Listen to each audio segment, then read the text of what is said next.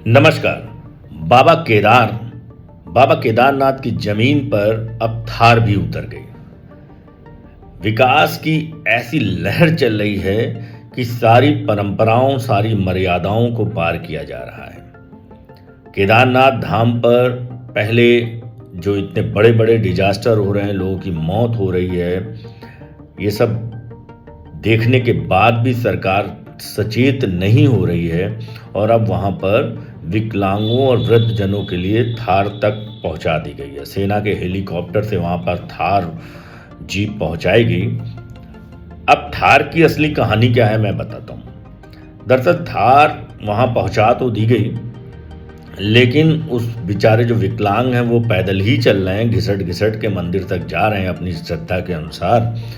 वृद्धजन घिसट घिसट के जा रहे हैं, रुक रुक के जा रहे हैं, पैदल चल रहे हैं। लेकिन थार का इस्तेमाल माननीयों और वीवीआईपीज के लिए हो रहा है।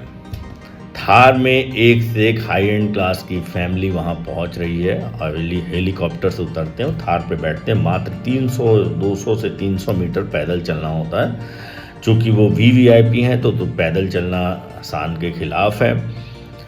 देखिए, ऐसी जगह पर थार या कोई भी जीप पहुंचाने का क्या मकसद है, क्या मतलब है, सरकार का इससे कोई भी एजेंडा क्लियर नहीं हो रहा है। अगर बनाना ही था तो एक ऐसा पाथ बनाते जिसमें विकलांग लोगों के लिए व्हील चेयर चली जाती। वहाँ पर स्टेयर्स हैं, छोटी छोटी हाइट के स्टेयर्स हैं, लेकिन वहाँ पर एक ऐसा पाथ बनाते कि आराम से वहाँ तक मंदिर तक चले जाते। दरअसल उत्तराखंड में केदार मंदिर समिति और सरकार के बीच में हमेशा ठनी रहती है। सरकार ने अपनी तरफ से वीवीआईपी दर्शन में रोक लगा दी है, लेकिन जो वहाँ के पंडे हैं वो मानते नहीं हैं। वो अपना जो भी टोकन अमाउंट ले करके 20 से ही लोगों को एंट्री करा करके दर्शन कराते हैं। 8-8, 10-10 घंटे की लाइनें लग रही हैं। इस पूरे सिस्टम को सरकार चला रही है किसी भी तरीके से खींच तान के, लेकिन इसकी स्ट्रेटजी बनानी पड़ेगी केदारनाथ मंदिर समिति को और सरकार को भी कि किस तरीके से यात्रा को सुगम किया जाए। लगातार वीडियोस आते हैं कि घोड़े मर रहे हैं, बहुत सारे खच्चर मर रहे हैं, बहुत सारे वीडियोस आते हैं कि बहुत सारे बुजुर्ग किसी की पीठ पे लद के चले जा रहे हैं। बहुत सारे वीडियो आते हैं कि लोग 10-10, 12-12 घंटे से लाइन पे लगे हैं। बहुत सारे वीडियोस आते हैं कि लोगों को कमरे नहीं मिल रहे, रूम नहीं मिल रहे। ये सारा एक बहुत बड़ा फेलियर सरकार का है। इस पूरे सिस्टम को एक रिव्यू करने की ज़रूरत है। 2-3 बड़े अधिकारियों को इस पे की कमेटी बनाने की ज़रूरत है। इसके बाद ही ये सिस्टम सही होगा। अब थार गाड़ी को वहाँ पर भेजने का मतलब है कि एक तो आपने पॉल्यूशन को भी वहाँ पर बढ़ावा दे दिया, साउंड को बढ़ावा दे दिया, उसके अलावा आपने बेमतलब का एक न्यूसेंस क्रिएट कर दिया। वहाँ पर आप एक बैटरी कार भी भेज सकते थे, 2 बैटरी कार भी भेज सकते थे जो क्लबों में चलती है, कुछ भी भेज सकते थे, लेकिन थार गाड़ी भेजने का कोई औचित्य नहीं था।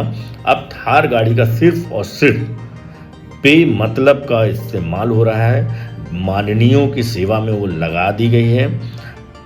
बहुत सारे पर्यावरणविदों ने भी इसका खंडन किया है, इसका विरोध किया है, लेकिन सरकार की कान में जू नहीं रेंग रही है। सच है कि भोलेनाथ के दर्शन के लिए लोगों को श्रद्धा से जाना चाहिए और लोग जाते भी हैं। बहुत सारे लोग 1-1 महीने तक पैदल चलते हैं, पहुंचते हैं। कई लोग तो वीडियोस आते हैं कि 1 साल से चल रहे हैं और केदारनाथ धाम पहुंच रहे हैं। ईश्वर सबके लिए एक समान है, लेकिन अगर आप को खुद सोचना चाहिए कि हम अपनी पावर का क्या गलत इस्तेमाल तो नहीं कर रहे हैं। आप क्यों केदारनाथ मंदिर जा रहे हैं और क्यों आप वहाँ पर जा करके अपनी भावनाओं को श्रद्धापूर्वक ना प्रकट करके अपने वीवीआईपी कल्चर में जा रहे हैं, वहाँ पर अपने वीवीआईपी कल्चर को बढ़ावा दे रहे हैं।